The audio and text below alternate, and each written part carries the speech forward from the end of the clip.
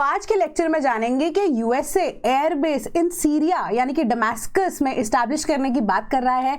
फुहियान aircraft carrier के बारे में डिस्कस करेंगे जो कि रिसेंटली चाइना ने कमीशन किया है, क्या है उसकी इंपॉर्टेंस एंड कैसे वो स्टेल्थ यानी कि पावर बढ़ा रहा है चाइना की, एंड पिटिशन क्या है वीवीपैट पे जो अब हाई कोर्ट के अंदर, बॉम्बे हाई कोर्ट के अंदर फाइल की गई है, एंड प्रॉपर्टी रिलेटेड डिस्प्यूट्स को लेकर क्या जो एग्जिस्टिंग लॉज हैं वो पुराने हो चुके हैं, उनको रिप्लेस करने की रिक्वायरमेंट है, क्या कहा है हाई कोर्ट ने, उसको डिस्कस करेंगे।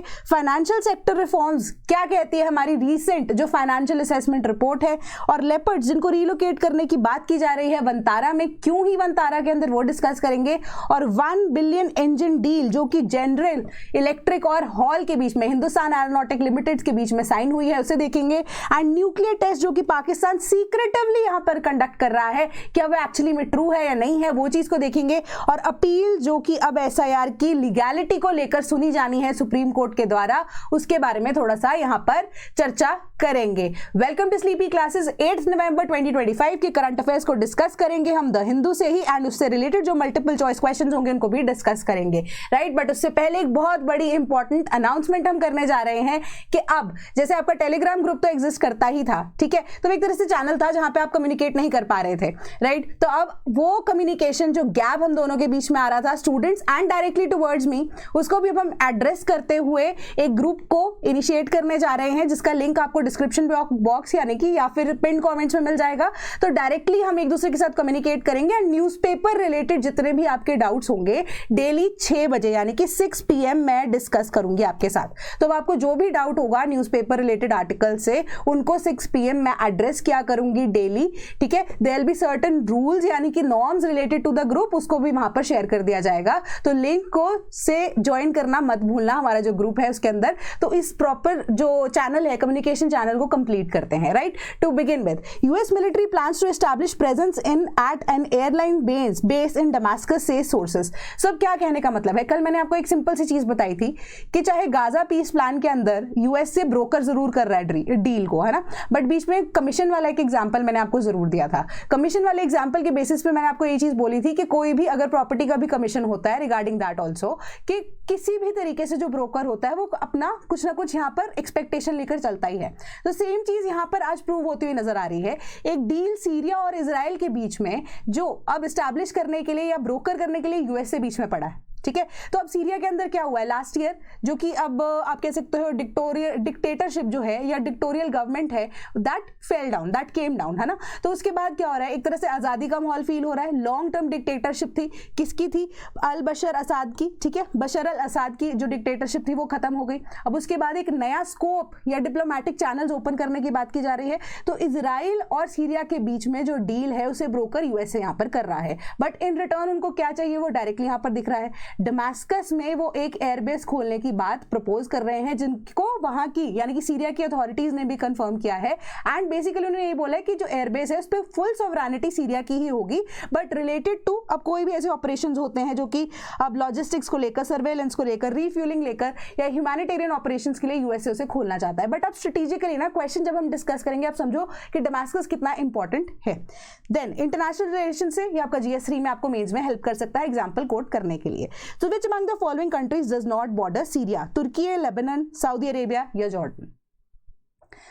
The correct answer is option number C, that is Saudi Arabia. तो मैं आपको डिस्कस करते हैं सबसे पहले फटाफट, ठीक है। दमास्कस आपको यहाँ पर नजर आ रहा है, सीरिया के आसपास आपको इराक नजर आ रहा है, तुर्की नजर आ रहा है, इजराइल नजर आ रहा है, लेबनान नजर आ रहा है, जॉर्डन नजर आ रहा है, ठीक है। ये कंट्रीज तो है ही है। अब एयरबेस आप सोचो कि दमास्कस के अंदर अगर एस्टैब्लिश हो जाता है तो वो इराक वाली प्रॉब्लम अगर कोई आती है या इवन इजराइल से रिलेटेड कोई प्रॉब्लम आती है या सीरिया तो ऑल टुगेदर है ही है, अब आपस में रिलेशन बेटर हो जाएंगे। तुर्की है जिसने अब आप कह सकते हो जिन एक इस्लामिस्ट जो आइडिया लेकर वो फॉलो करते हैं, इवन कैलिफेट भी पहले हुआ करती थी जो अबॉलिश कर दी गई थी लेटर ऑन, है ना।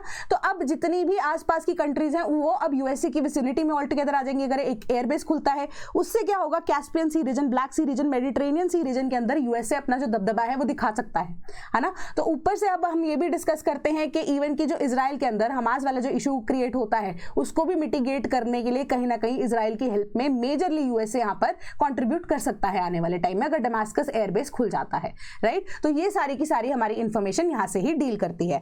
Then China launches new aircraft carrier Fujian as it seeks to project power. तो अब क्या है ये फुहियान क्या है, एक स्पेसिफिक ऐसा एयरक्राफ्ट नेवल शिप है, एयरक्राफ्ट को कैरी कर सकता है, 3 जो एयरक्राफ्ट है उसको ये कैरी कर सकता है। तो अभी इसे रिसेंटली कमीशन किया गया है। कहां पे कमीशन किया गया है एग्जैक्टली वो लोकेशन अभी नोन नहीं है, सीक्रेटिव तो रहता ही चाइना, बहुत लिमिटेड ऐसी इंफॉर्मेशन है जो चाइना की तरफ से यहाँ पर रिलीज होती है। तो फुहियान क्या है, एक ऐसा तीसरा कैरियर है, वेसल है, first that is designed solely in China. ठीक है, कैसे कि तीसरा ऐसा क्राफ्ट है, ठीक है, वेसल है, ऐसी वेसल है जो कि अब टोटली ऐसी पहली वेसल बनने जा रही है जो कि अब चाइना द्वारा खुद से ही सारी की सारी डेवलप की गई है।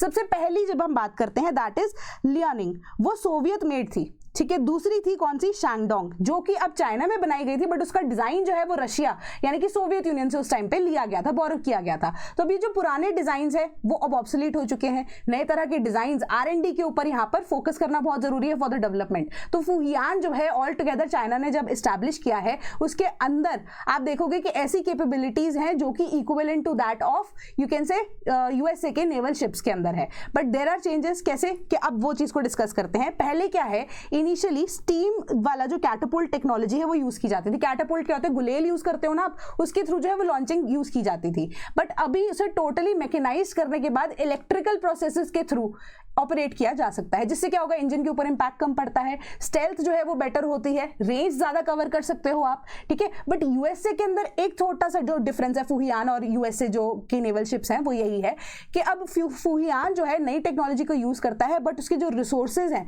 इवन की जो वो फ्यूल यूज कर रहा है, ठीक है, वो कौन सा फ्यूल है, इवन की आप देखोगे कि वो पुरानी तरह के फ्यूल्स है मेजरली, जिसके अंदर डीजल यूज होता है। ठीक है, तो मतलब कि वो अब क्या है, नॉन रिन्यूएबल सोर्सेज के ऊपर यहाँ पर अभी भी फोकस कर रहे हैं, या उसी के बेसिस पे उनका ये फुहियान जो वेसल है, जो शिप है वो बनी है या वो ऑपरेट करती है। But on the other hand अगर आप देखोगे कि USA के R&D एंड टेक्नोलॉजी इतनी बेटर है कि वो अब फ्यूल जो यूज करती है वो किसके थ्रू यूज करती है, वो रिन्यूएबल एनर्जीज को बेसिकली फोकस कर रही है, स्पेसिफिकली किसको, न्यूक्लियर एनर्जी, यानी कि न्यूक्लियर पावर्ड है वो। ठीक है, यानी कि इससे क्या होगा कि एक टाइम पे अगर आप फ्यूलिंग करते हो तो न्यूक्लियर जो फिजन वाला प्रोसेस है अगर वो एक बार शुरू हो जाता है, उससे क्या होगा कि आपको बार बार रिफ्यूलिंग करने की जरूरत नहीं है, आप और ज्यादा लॉन्गर टर्म में चल सकते हो, ऑपरेट कर सकते हो। तो यही सारी चीजें यहां पर नजर आती हैं, दोनों के बीच का डिफरेंस क्या है। एंड फुहियान शिप के थ्रू आप देखोगे, वेसल के through military overhaul and expansionist policies and AIIMS जो कि चाइना के हैं कि बाय 2035 जो कि वर्ल्ड क्लास डिजाइन को फॉलो करते हुए एक तरह से ऐसी नेवी या वर्ल्ड पावर बनने की जो कोशिश है चाइना की, वो कंप्लीट यहां पर होती हुई नजर आ रही है। एंड डोमिनेंस अब कहां पर नजर आ सकता है आने वाले टाइम में, near the waters of South China Sea, East China Sea and Yellow Sea. Right, तो अब इससे क्या हो सकता है, जापान के ऊपर प्रेशर डाल सकता है, ताइवान को वो वापस से लेके आने की बात कर रहे हैं, एनेक्सेशन की बात कर रहे हैं। रिसेंटली स्टेटमेंट भी आई थी कि ट्रंप ने ये बोला है कि शी जिनपिंग ने उनको प्रॉमिस किया है कि उनकी यानी कि ट्रंप की ड्यूरेशन के टाइम पे या ट्रंप के टेन्योर के टाइम पे ताइवान के ऊपर कोई एनेक्सेशन की पॉलिसी यहाँ पर नहीं अप्लाई होगी। ठीक है, तब तक चाइना प्रिपेयर कर रहा है एक तरह से अपने आप को। तो जापान, ताइवान एंड फिलीपींस हमने पहले भी डिस्कस किया है, long term ally of USA है ना, तो उनके ऊपर भी यहाँ पर प्रेशर डाला जा सकता है आने वाले टाइम के ऊपर। एंड स्पेसिफिकली अगर आप देखोगे तो कॉन्टेस्ट किसको कर सकते हैं, वो डायरेक्टली एक तरह से टक्कर वो USA को दे रहे हैं यहाँ पर। Second land that is second island chain, जहां पे USA के इंपॉर्टेंट मिलिट्री सिटीज है या फैसिलिटीज है, सिटीज भी नहीं फैसिलिटीज है, कहां पे, गुआम एंड एल्सवेयर, जहां पर भी आप देखोगे रीजन के अंदर वो फॉल करते हैं। ठीक है, तो उनके लिए डायरेक्ट टक्कर USA से डायरेक्ट टक्कर यहाँ पर चाइना लेता हुआ। ठीक है, तो पहले आपकी न्यूज कवर हो गई है, तो अब हम ये रिपीटेशन करेंगे of what we have studied, तो थोड़ा सा रिवाइज भी कर लेते हैं बीच में कि which among the following does not fall in the Yellow Sea.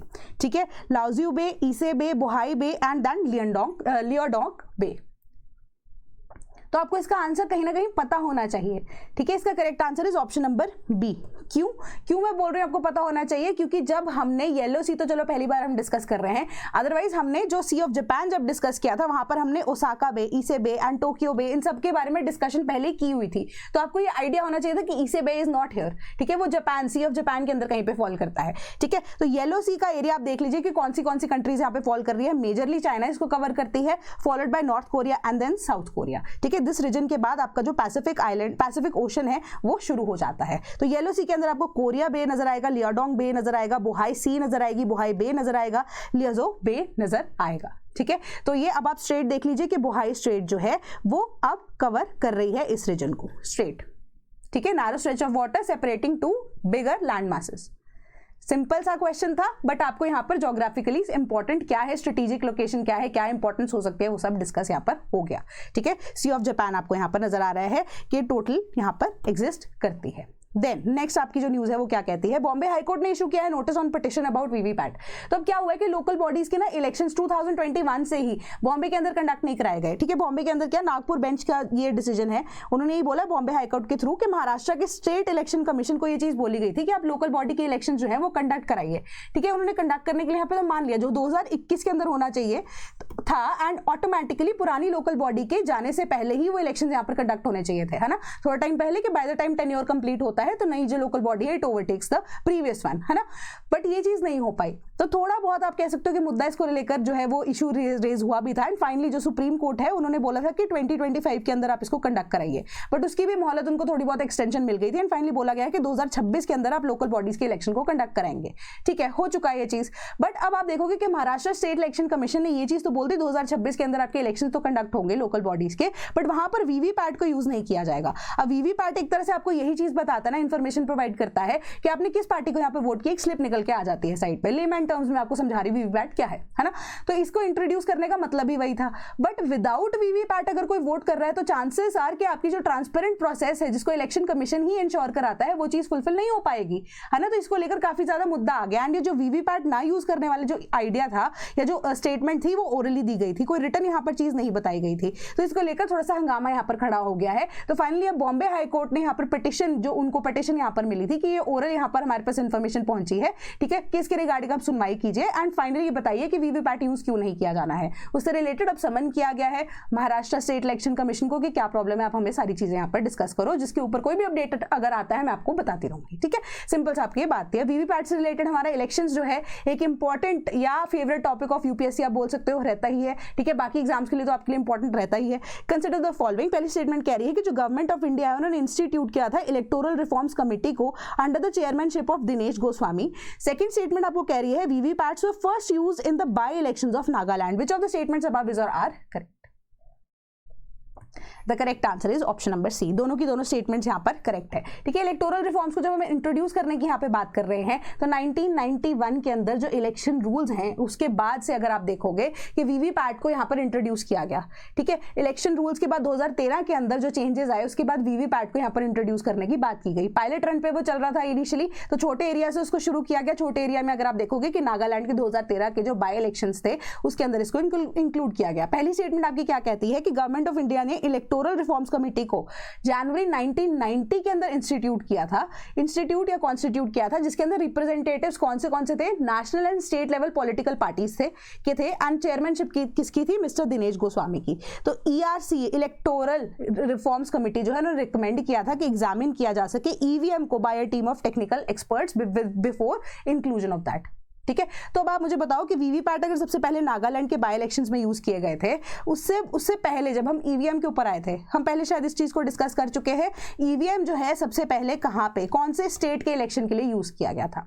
ठीक है, साउथ की कोई स्टेट है, इतना ज्यादा हिंट, इससे ज्यादा हिंट मैं आपको नहीं देना चाहती, साउथ की कोई स्टेट है, उनके इलेक्शन में सबसे पहले ईवीएम को यूज किया गया था। Then Supreme Court bats for reform for colonial era laws on property deals. तो यहाँ पर ना सुप्रीम कोर्ट ने ये चीज बोली है कि रिफॉर्म्स की हमें रिक्वायरमेंट है। रिफॉर्म्स की रिक्वायरमेंट क्यों है? क्योंकि उन्होंने बोला कि 66% ऑफ द केसेस जो जुडिशरी फेस करती है वो सारे के सारे सिविल केसेस हैं, एंड सिविल केसेस में भी मेजॉरिटी में जो प्रॉपर्टी से रिलेटेड इश्यूज है वो आते हैं। उन्होंने बोला कि इंडिया के अंदर प्रॉपर्टी बनाना अपने आप में ही एक बहुत बड़ी अचीवमेंट है, बट मैक्सिमम लोगों ने यही स्टेट किया कि जो भी जितने भी केसेस उन्होंने सुना कि प्रॉपर्टी हमने बना तो ली बट हमने सरदर्दी ज्यादा ले लिया अपने सिर पे, है ना। तो इस चीज को यहाँ पर लोग फील ना करें, इसी वजह से उन्होंने बोला कि जो पुराने तरह के लॉज हमारे कॉलोनियल रूल्स एग्जिस्ट करते हैं जो कि रिलेट करते हैं विद द प्रॉपर्टी सिस्टम या प्रॉपर्टी से रिलेटेड डिस्प्यूट्स को लेकर, that is including transfer of property act 1882, registration act 1908 and stamp act 1899 के वो अलाइन करा जाए उनको मॉडर्न टेक्नोलॉजी के साथ, कि लॉज अगर ऑब्सोलीट नहीं हुए हैं, अगर उनको हम अभी भी यूज कर सकते हैं, बट एटलीस्ट आप उसको क्या कर सकते हो, थोड़ा सा डिजिटलाइज तो कर सकते हो। ठीक है, कि अभी आपने कोई प्रॉपर्टी भी परचेज अगर कर ली है, उसके ऊपर स्टैम्प ड्यूटी इतनी ज्यादा है, इतनी बड़ी अमाउंट है, उसका आप लेखा जोखा कौन रखेगा, किसने कैसा पैसा रखा, ठीक है, या आप उसी को क्यों नहीं डिजिटलाइज कर देते। या इवन कि जब कोई प्रॉपर्टी परचेज कर रहा है, उसका रजिस्ट्रेशन प्रोसेस इतना टीडियस है, उसके बाद उसके अंदर इतना ज्यादा करप्शन है कि अलग अलग लोगों को आपको पैसा देना पड़ता है जस्ट बिकॉज कि आपके पास रजिस्ट्रेशन जो है वो आ सके, है ना। तो ये सारे के सारे मुद्दे जो हैं एक टाइम पे सेट असाइड किए जा सकते हैं अगर आप डिजिटलाइजेशन प्रोसेस जो है वो प्रॉपर्टी का शुरू कर दो। तो उन्होंने बोला कि आप क्यों ना ब्लॉकचेन टेक्नोलॉजी को यहाँ पर यूज करो, ठीक है। ब्लॉकचेन टेक्नोलॉजी को यूज करने के बाद आपके प्रॉपर पैरामीटर्स जो है, जो कि जैसे कि डेट, कौन सी डेट को ट्रांजैक्शन हुई है, ठीक है, किसने ट्रांजैक्शन की है, किस बैंक के थ्रू ट्रांजैक्शन हुई है, क्या वो सारी चीजों का आपके पास लेखा जोखा आ जाएगा। तो इससे क्या होगा, एक तरह से प्रूफ एग्जिस्ट करता है, क्योंकि इसके साथ टैंपरिंग करना बहुत ज्यादा डिफिकल्ट है फॉर अ नॉर्मल पर्सन, है ना। तो आधे से ज्यादा केसेस जो है वो अब मिसअंडरस्टैंडिंग के बेसिस पे जो प्रॉपर्टी पे अराइज होते हैं उसको इजिली सॉर्ट आउट किया जा सकता है। तो ये सिंपल सी चीज यहाँ पर सुप्रीम कोर्ट ने बोली। तो अब क्वेश्चन क्या है, ब्लॉकचेन टेक्नोलॉजी के ऊपर क्वेश्चन पूछते हैं, ठीक है। पहली आपकी स्टेटमेंट क्या कह रही है, blockchain technology is also known as distributed ledger technology. Second statement बोल रही है blockchain was first proposed in 2009 as a research project. Which of the statements above are correct? The correct answer is option number A. First statement is correct, ठीक है, कि blockchain technology का दूसरा नाम distributed laser technology भी है। And दूसरा जो आपका स्टेटमेंट है कि इसको प्रपोज किया गया था 2009 में इसको आप कह सकते हो कि क्रिप्टो करेंसी यानी कि बिटकॉइन के अंदर सबसे पहली बार यूज किया गया था। इनिशियली इसको एज अ पायलट प्रोजेक्ट यहाँ पर लेकर आए जाने की बात की जा रही थी 1991 के अंदर एज अ रिसर्च प्रोजेक्ट, जिसके बेसिस पे आने वाले टाइम में ब्लॉकचेन टेक्नोलॉजीज को यूज कर सकते थे। बट वो रिसर्च प्रोजेक्ट जो है कहीं आप कह सकते हो ऑन द वे ही खो गया। बट उसको यूज किसने किया, ब्लॉकचेन टेक्नोलॉजी को यूज करने के लिए सबसे पहले सामने कौन आया, क्रिप्टो करेंसी में, स्पेसिफिकली बिटकॉइन, जिसके थ्रू आप देखोगे कि मल्टीपल टाइम्स ब्लॉकचेन टेक्नोलॉजी वो फेमस भी हुई, राइट। सबसे ज्यादा लोगों को यहाँ पे पता ही ब्लॉकचेन टेक्नोलॉजी के बारे में बिटकॉइन की वजह से लगा, बट उससे पहले वो एक तरह से रिसर्च प्रोजेक्ट की तरह काम करा था। प्रॉपर्टीज डिस्कस कर लेते हैं कि स्मार्ट कॉन्ट्रैक्ट्स कि auto execution of digital contracts यहाँ पर होते हैं, डिस्ट्रीब्यूटेड है यानी कि जितने भी ट्रस्टेड पार्टीज हैं या पार्टिसिपेंट्स हैं उनके पास इसकी ऑटोमेटिक कॉपी जो है जो कि सिक्योर्ड फॉर्म में होती है वो पहुंच जाती है। और आपकी जो ट्रांजैक्शंस हैं वो इंडिविजुअली एनक्रिप्टेड होती हैं, सबके पास अपना एक हैश कोड जो है या हैश की बोलते हैं हम उसको, वो यूज करके आप उसको एक्सेस कर सकते हो। हर एक के पास वो हैश की तो होती नहीं है, ठीक है। Then immutable, any validated record जो है वो इरिवर्सिबल है एंड उसको चेंज भी नहीं किया जा सकता, तो एक तरह से ट्रस्टेड सोर्स से बन सकता है।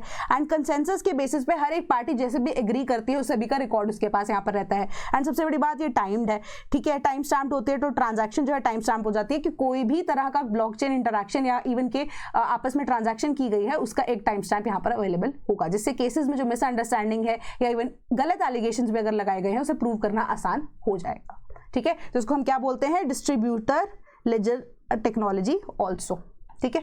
Then boost financial sector reforms to secure 30 trillion economy goal. अब ये किसने बोला है, लेटेस्ट जो वर्ल्ड बैंक की रिपोर्ट आई है फाइनेंशियल सेक्टर असेसमेंट रिपोर्ट, जो कि लास्ट 2000 आप कह सकते हो 17 के अंदर पब्लिश की गई थी। अब 2025 के अंदर आप देखोगे कि ये रिपोर्ट फिर से पब्लिश की गई है। उसके अकॉर्डिंगली उन्होंने बोला है कि अगर इंडिया अचीव कर रहा है कि विजन ऑफ विकसित भारत, तो उसको 30 ट्रिलियन इकोनॉमी अगर 2047 तक बनना है तो उनको अपने प्राइवेट सेक्टर को यहाँ पर बूस्ट करना पड़ेगा और बूस्ट करनी पड़ेगी प्राइवेट कैपिटल मोबिलाइजेशन। मतलब जो प्राइवेट कैपिटल है उसको इन मोबिलाइजेशन यानी कि मोबाइल स्टेट यानी कि आपस में आप कह सकते हो इंटरैक्शन के टाइम पे या उसका मनी फ्लो जो है उसको बढ़ाना पड़ेगा। तो ये रिपोर्ट ने यही चीज की कि इंडिया की जो फाइनेंशियल सिस्टम है वो और ज्यादा रेजिलिएंट, डाइवर्सिफाइड, इंक्लूसिव हो चुका है since the last financial assessment programme, जो कि पब्लिश के बेसिस जिसको पब्लिश किया गया था last in the year of 2017, ठीक है। तो उसी के बेसिस पे अब हम क्वेश्चन देखते हैं कि the financial sector assessment programme was established in 1995। Second statement कह रही है कि इंडिया की कैपिटल मार्केट जो है वो इंक्रीज हो गई है from 144% to about 175% of GDP since the last FSAP, that is financial sector assessment programme. Which of the statements above is or are correct? The correct answer is statement number B is correct. Second statement हमारी correct है। पहली statement आपकी क्या कह रही है कि 1995 में से लॉन्च किया गया था, ऐसा नहीं है। इसको लॉन्च करने के लिए आप देखो कि 1999 इज द ईयर, ठीक है, जिसमें इसको लॉन्च किया गया था। एंड वर्ल्ड बैंक के साथ अगर आप देखोगे अलॉन्ग विद दैट जो IMF है, इंटरनेशनल मॉनेटरी फंड, ये दोनों मिलकर इस असेसमेंट रिपोर्ट को एनालाइज करते हैं।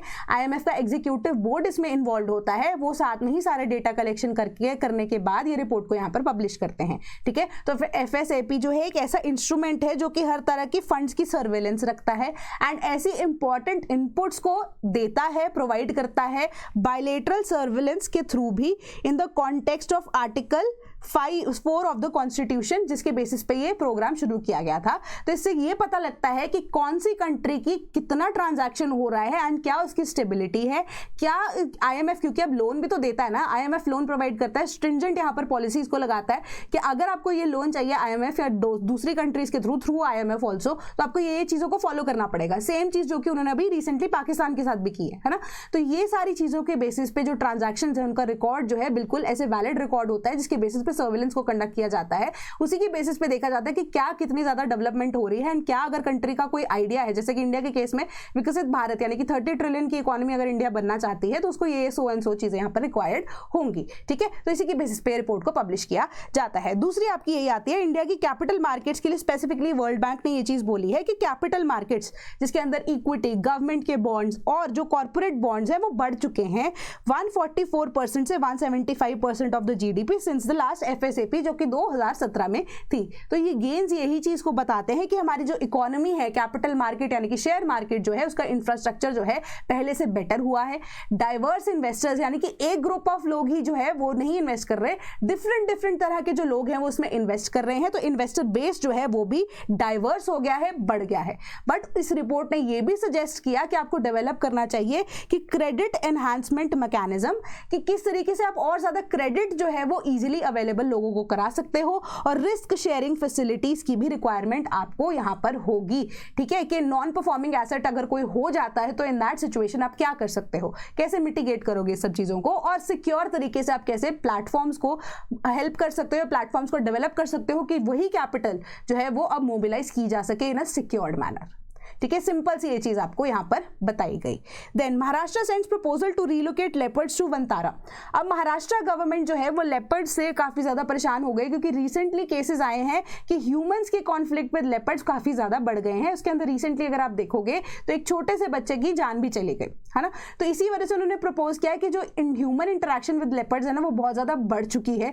इस वजह से एक सेफ एनवायरमेंट को रखते हुए, ठीक है, कि जितने भी अब जो वाइल्ड लाइफ प्रोटेक्शन एक्ट के अंदर भी इंक्लूडिंग जो चीजें हैं, या इवन की जो सेंट्रल जू अथॉरिटी है उनके पास यहाँ पर रिपोर्ट जो है, या सेंट्रल गवर्नमेंट के पास भी जो है वो ये रिपोर्ट भेजी जा चुकी है। साथ में परमिशन भी सीख की गई है कि वंतारा में, यानी कि जो कि अंबानी ग्रुप यानी कि रिलायंस ग्रुप के अंडर ऑपरेट करता है solely for the elephant purposes but other animals also exist there, कि वहां पर उनको रिलोकेट थोड़े मतलब जो है वो कर दिया जा सके। एंड जो पॉपुलेशन है कॉमन लेपर्ड्स की, we are talking about common leopards here, ठीक है। लेपर्ड्स की हमारे पास अलग अलग तरह की स्पीशीज इंडिया में एग्जिस्ट करती हैं, बट यहाँ पर कॉमन लेपर्ड्स की बात हो रही है। तो कॉमन लेपर्ड्स को लेकर उन्होंने बोला कि पॉपुलेशन जो है उनकी एक्सपैंड हो चुकी है काफी हाई लेवल पे। इवन कि अगर सेंट्रल गवर्नमेंट यहाँ पर परमिशन देती है तो स्टरलाइजेशन प्रोसेसेस को भी इनिशिएट किया जा सकता है, ठीक है, लेपर्ड्स के लिए। एंड स्पेसिफिकली अगर लेपर्ड्स जो है काफी ज्यादा ह्यूमन इंटरेक्शन उनकी बढ़ जाती है एंड जो रेट जो है ज्यादा बढ़ता है of the death toll of humans, तो इन दैट सिचुएशन ऑल्सो जो लेपर्ड्स है they might also be put down. But अभी सेंट्रल गवर्नमेंट की तरफ से कोई भी अभी ऐसा जो रिस्पॉन्स है वो नहीं आया है कि बर्थ कंट्रोल करना है नहीं करना है, या they have to be put down or not, या वंतारा उनको भेजा जाना है या नहीं, वो नहीं पता। बट बेसिक रीजन यही है कि एक तो पॉपुलेशन बहुत ज्यादा बढ़ चुकी है, डेवलपमेंट की वजह से क्या होता है कि ह्यूमंस के साथ इंटरेक्शन बहुत ज्यादा हो गई, जिस वजह से अब इंटरेक्शन जब होती है वाइल्ड लाइफ की और ह्यूमंस की तो आपस में आपको पता है रिजल्ट अच्छा नहीं होता है उसका, है ना। तो इसी वजह से वो चाहते हैं कि कंजर्वेशन वाले एरिया के अंदर उनको भेजा जा सके, ठीक है, जहाँ पे वो ओपनली अपने वाइल्ड लाइफ को यहाँ पर एक्सपीरियंस कर सकते हैं, प्लस जो नए रेस्क्यूड अगर लेपर्ड्स उनके पास आते हैं तो उनको वो रख सकें, ठीक है। उन्हीं रेस्क्यूड जो लेपर्ड्स हैं उनको अच्छे से इलाज कर सके, उनको वहीं पर रख सके टिल द टाइम वो वंतारा में यहाँ पर रह सकते हैं, ठीक है। तो इसी चीज की परमिशन अभी पूछी गई है बट उस पर कोई रिस्पॉन्स नहीं आया है। क्वेश्चन देखते हैं लेपर्ड से रिलेटेड कि पहले यहाँ पर अब जो क्वेश्चन है ना अगेन वो आपको कॉमन लेपर्ड से रिलेटेड है, ठीक है। तो अब यहाँ पर कंफ्यूज मत होना, कॉमन लेपर्ड से ही रिलेटेड है, ठीक है। कुछ फैक्ट्स को डिस्कस करेंगे क्वेश्चन के थ्रू। पहली स्टेटमेंट है कि leopard shares it's territory with the tigers in 17 states in India. Second है कि leopards are found all over and in every terrain of India. Which of the statements above is or are correct?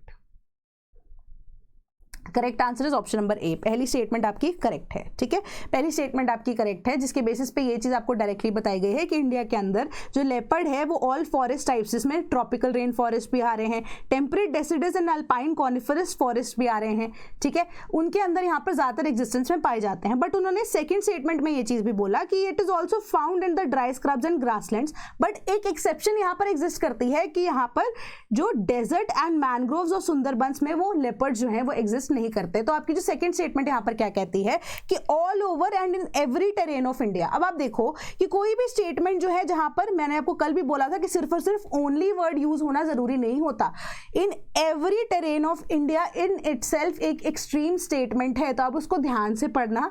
In every terrain of India अगर कोई भी species है तो वो 17 की 17 states में क्यों एग्जिस्ट कर रही है, फिर तो वो टोटल हमारी जितने 28-29 नंबर ऑफ स्टेट्स जो है या टोटल यूनियन टेरिटरीज जो है उसके अंदर भी एग्जिस्ट करनी चाहिए। यहाँ पर ऑल टुगेदर सारी स्टेट्स के अंदर एग्जिस्ट करनी चाहिए, तो फिर वो 17 स्टेट्स के अंदर ही क्यों है, अगर एवरी ट्रेन यहाँ पर पॉसिबल होता अपने आप में, है ना। तो सेकंड और फर्स्ट स्टेटमेंट एक दूसरे को जो है वो कॉम्प्लीमेंट करने के बजाय वो ऑपोजिट डायरेक्शंस में थोड़ा सा जाती है, ठीक है। तो ओनली जो है वर्ड, उसके अलावा भी आपको डिफरेंट चीजों को ढूंढना पड़ेगा एक्सट्रीम स्टेटमेंट्स को आइडेंटिफाई करने के लिए। तो ऑल टुगेदर आपकी जो पहली स्टेटमेंट है वो करेक्ट हो जाती है। क्यों? क्योंकि it shares it's territory with tigers in 70 states of India, ठीक है। तो ये सारी की सारी चीजें जो है ऑल टुगेदर अपने आप में ही एक फैक्ट है, ठीक है। तो अब ये वेबसाइट के आपको स्क्रीनशॉट से पता लग रहा हो कि ऑफिशियली मैंने वेबसाइट से ही ये इंफॉर्मेशन को डिराइव किया है। तो correct answer is option number A. Then HAL and GE General Electric sign 1 billion deal to power LCA MK1AS। तो हम शायद इसे पहले भी डिस्कस कर चुके हैं, बट ये डील जो है वो क्या कह रही है कि अब 113 ऐसे इंजन जो हैं वो जनरल इलेक्ट्रिक्स और हॉल आपस में KT नॉलेज ट्रांसफर के थ्रू बनाना शुरू करेंगे, एंड इंडिया में ही से बनाने की कोशिश की जा रही है, आत्मनिर्भर भारत को दिखाते हुए, दर्शाते हुए कि आप KT तो कर रहे हो, इंडिया के अंदर इसे डेवलप किया जाएगा। 2027 तक ये प्लान या प्रोजेक्ट को खत्म किए जाने की यहाँ पर बात की जा रही है। एंड कुछ नए इंक्लूजन्स हॉल इसके अंदर करना चाहता है, being it Uttam, that is अब उत्तम एक्यूरेटिव, ठीक है, active electronically scanned array radar, Swayam Raksha Kavach electronic warfare suite and indigenous control service actuators, then reinforcing the government's Atmanirbhar self reliant India initiative. तो ये सारी चीजें इसके अंदर अपग्रेड किए जाएंगे, क्योंकि हॉल और जीई की पहले भी एक 2021-22 के अंदर डील हुई थी, उसके अंदर जो है पुराने भी क्या, उस टाइम के जो नए इंजन थे वो तो है ही हैं, बट अब ये जो नए 113 इंजन की यहाँ पे बात की जा रही है उसके अंदर ये फुल ऑन नए अपग्रेड्स होंगे। Then clandestine nuclear activities align with history of Pakistan, ministry of external affairs की ये इंफॉर्मेशन यहाँ पर नजर आती है। क्लैंडस्टीन का मतलब क्या होता है? इलीगल, ठीक है, या सीक्रेटिव, ठीक है। सीक्रेटिव तरीके से, इलीगल तरीके से न्यूक्लियर एक्टिविटीज जो है वो अलाइन करती हैं हिस्ट्री ऑफ पाकिस्तान के साथ। ये इंडिया की तरफ से स्टेटमेंट जारी हुई है। उन्होंने बोला कि डोनाल्ड ट्रंप की एक रिसेंट स्टेटमेंट आई थी कि जिसमें उन्होंने सपोर्ट अपना पाकिस्तान को दिखाते हुए कहा था कि वापस से वो अपनी न्यूक्लियर टेस्टिंग जो है वो शुरू करें। तो हल्का सा वहां पर उनको इंडिया की तरफ से ये स्टेटमेंट आई कि आइडिया तो उनको उसी चीज से हो गया था, बट अब आप बोलोगे कि आप हमेशा से अगर आप हिस्ट्री को देखते आए हैं तो इलीगल एंड इलिसिट तरीके से ट्रैफिकिंग के थ्रू ही ये सारे प्रोसेसेस को या जो इलीगल पार्टनरशिप्स के थ्रू ही पाकिस्तान ने अपने न्यूक्लियर टेस्ट को या मल्टीपल चीजों को यहां पर कंडक्ट कराया है, जिसका प्रूफ इंडिया हमेशा से देता भी आया है लोगों को, एंड इवन के towards the world as well, to the whole world. तो सभी को ये चीज पता है कि पाकिस्तान जो भी टेस्ट का अगर कंडक्ट करा रहा है तो वो इलिसिट तरीके से ही होगा, ठीक है। कि but non proliferation treaty all together हमारे जो न्यूक्लियर अडेप्टेशन के बेसिस पे अगर आप चीजों को देखोगे तो आप न्यूक्लियर टेस्ट इजिली कंडक्ट नहीं कर सकते, ठीक है। तो चाहे आपको किसी भी वर्ल्ड पावर का सपोर्ट हो, तो इन दैट सिचुएशन ऑल्सो उन्होंने बोला कि हमेशा से ही पाकिस्तान का ही ये प्रोसेस रहा है काम करने का, जिसपे पाकिस्तान का रिपोर्ट भी ये जो या रिस्पॉन्स जो है वो यही आया है कि 1998 के बाद से उन्होंने किसी भी तरह का टेस्ट कंडक्ट नहीं कराया है। ऐसा कि इंडिया जो है वो मिस कम्युनिकेट कर रहा है, मिस इंटरप्रेट कर रहा है जो अब डोनाल्ड ट्रंप की स्टेटमेंट थी, ठीक है। सिंपल से आपको ये चीज बताई गई है। देन नेक्स्ट आपकी न्यूज कह रही है Supreme Court to hear appeal challenging legality of special intensive revision of polls on Tuesday. तो आपको पता है कि SIR जो है कंडक्ट किया जा रहा है in the 9 states and UTs all together. UTs जो है 3 यूटीज के अंदर कंडक्ट कराया जा रहा है, तो ऑल टुगेदर 12 या 13 स्टेट्स एंड यूटीज के अंदर SIR जो है इंटेंसिवली यहाँ पर रिवाइज किए जा रहे हैं, इंटेंसिव रिवीजन हो रही है यहाँ पर। तो इसकी लीगैलिटी के ऊपर बहुत सारे क्वेश्चंस जो है टाइम एंड अगेन उठ रहे हैं, क्योंकि SIR में पहले भी जो है जो सिटीजनशिप वाला मुद्दा भी उठ गया था, इवन कि कौन से डॉक्यूमेंट्स को SIR में यूज किया जाना है, नहीं किया जाना, उसके ऊपर भी अभी क्लैरिटी नहीं है किस बेसिस पे होगा। तो जो SIR किस बेसिस पे, किस ट्रांसपेरेंसी के साथ यहाँ पर कंडक्ट की जा रही है, उसके बेसिस पे आप देखोगे कि सुप्रीम कोर्ट के पास पिटिशन गई है, एंड उसी पिटिशन को अभी सुना जाना है। बट वो जो पिटिशन है सुनी जानी थी अभी कल या परसों के अंदर, बट वो सुनी नहीं गई, क्योंकि जो जजेस का बेंच है वो किसी और केस के अंदर यहाँ पर मशरूफ थे, ठीक है। कुछ इंपॉर्टेंट इशू उनके पास आ गया था, एक सेपरेट बेंच के अंदर वो इंक्लूडेड थे, जिस वजह से जो केस है उसकी हियरिंग पोस्टपोन हो गई। तो उन्होंने यही बोला है कि जो SIR है, एलिगेशन बेसिकली क्यों लगा है कि इलीगल है, कि सिंस मैंने आपको बोला कि सिटीजनशिप वाला मुद्दा या एक तरह से रजिस्टर बनाने की बात की जा रही है, तो उन्होंने बोला कि ये चीज़ को ऑटोमेटिकली जो पार्टीज हैं, इवन की तमिलनाडु, इवन सर्दर्न स्टेट्स है जहाँ पे एसआईआर कंडक्ट कराई जानी है, including Uttar Pradesh as well, ठीक है, तो ये स्टेट्स का यही एलिगेशन है, सर्दर्न स्टेट्स मेजरली, कि अगर आप जो भी लोगों को यहाँ पर रिकॉर्ड रख रहे हो कि जो वोटर लिस्ट के अंदर आ रहे हैं एसआईआर के थ्रू, वो एक तरह से डे फैक्टो यानी कि ऑटोमेटिकली नेशनल रजिस्टर जो है फॉर सिटीजनशिप मेंटेन करने का तरीका है,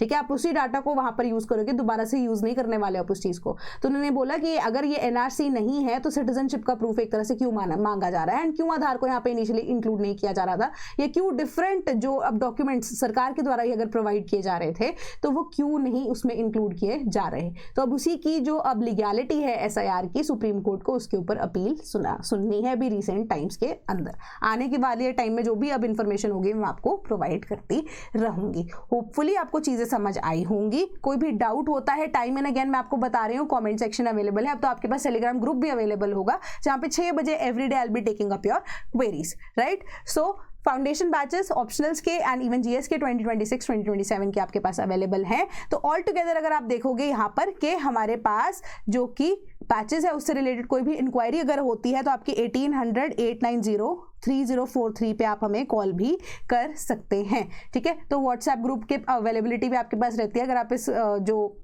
ग्रुप में आते हैं तो व्हाट्सएप ग्रुप के थ्रू आप टीचर से डायरेक्टली कम्युनिकेट कर सकते हो, ठीक है। तो वो गुरु शिष्य परंपरा को अब हम पेड इनिशिएटिव्स में इनिशियली रखते थे, अब हम किस में रखेंगे, हम आप ओपन जो आपके साथ कम्युनिकेशन यहाँ पर करना चाहते हैं। इस वजह से वो टेलीग्राम ग्रुप जो मैं आपको करंट अफेयर से रिलेटेड, न्यूज़पेपर से रिलेटेड बता रही हूँ, वो भी अब एग्जिस्ट करेगा, ठीक है। तो hope to see you on the other side, ठीक है, ऑफ द टेलीग्राम ग्रुप। तो वहाँ पे भी चीज़ों को डिस्कस करेंगे, कोई भी अगर डाउट होता है उसको भी डिस्कस करेंगे। यूपीपीसीएस का batch is also live now, तो you can visit the website for more details, या आप हमारे टोल फ्री नंबर या हमारे ईमेल पे हमें कांटेक्ट कर सकते हैं। That is all from my side today. Thank you so much.